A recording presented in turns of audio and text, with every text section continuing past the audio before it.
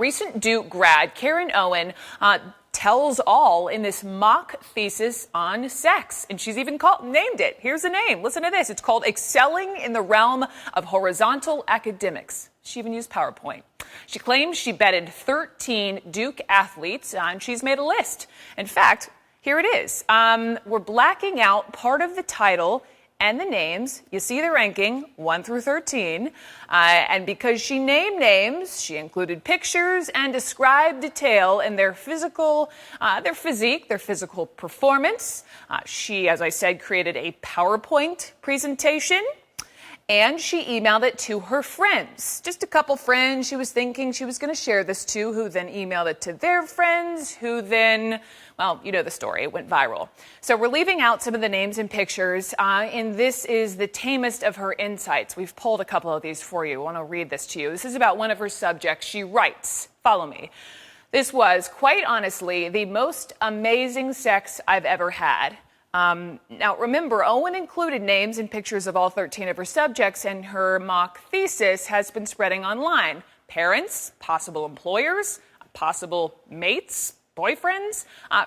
Frederick Lane is the author of American Privacy. Here he is. He lectures across the country on the growing issue of privacy for the internet generation.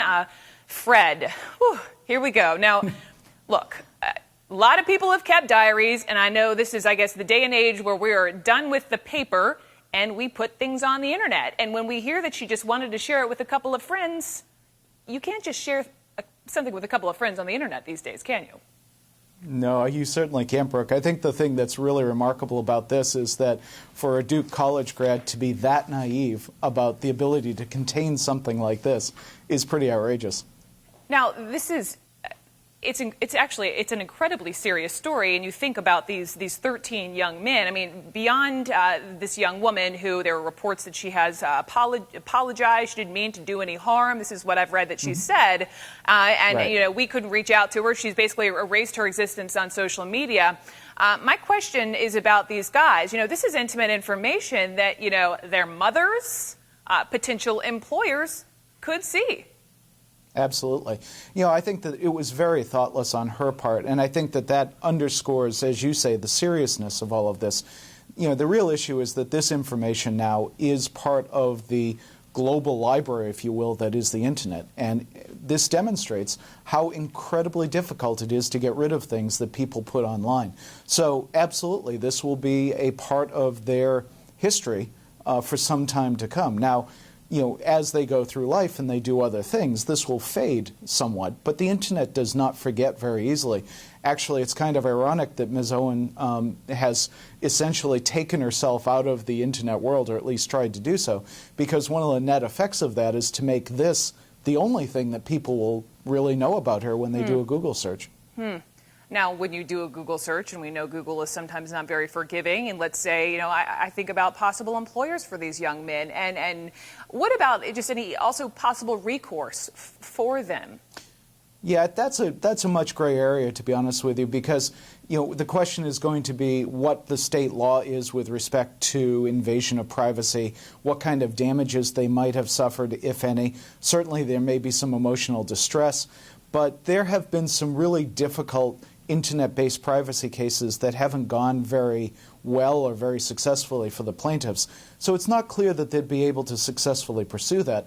I think as much as anything else, the best thing that can come out of this is a solid teaching moment for parents and for kids about how things can go wrong online. But Fred, I also feel like there's a bigger discussion to be had, you know, in terms of this trend of invasion of privacy using the internet. We all know the story of Tyler Clementi, who was the 18-year-old Rutgers freshman whose privacy was allegedly violated, and he killed himself a few weeks ago. You know, and a lot of people were saying, look, that was a gay teen story, but this is a straight, you know, male-female story. Obviously, you know, invasion of privacy issues do not discriminate, and this is unfortunately a trend we're seeing using a tool that we all have access to. That's absolutely right, Brooke. And that's actually one of the reasons that I'm working on a book specifically to discuss these kinds of issues that will be out in the spring. The key here is that we need to do a much more thorough job of educating kids from all ages on up through college about the risks of using some of these internet tools. One of the things that I uncovered in my research is that the average age of cell phone use now is below 10. And given the fact that most of these phones come with cameras, we're putting very powerful tools in the hands of children, really, who don't have a frame of reference on how they should be used. And there are obviously very serious consequences when people break these kinds of ethical and moral boundaries associated with privacy.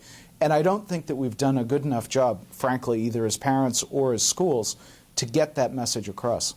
Very serious consequences indeed, as we've seen in recent weeks. Frederick Lane, I thank you for our conversation. By the way, a whole lot of you are tweeting me, so I want to just get to a couple of these different tweets. If I can just turn this way and take a look at the Twitter board. One tweet coming from someone saying, whatever hits the internet cannot be for a few friends. WWW means World Wide Web. Folks, that is worldwide. Good point. Got another tweet for you saying, not sure this is uncommon except for the fact that it was leaked. Have known people that made similar lists. Okay. One more. Silly move, but it's a shame her friends did not protect her privacy and keep it to themselves.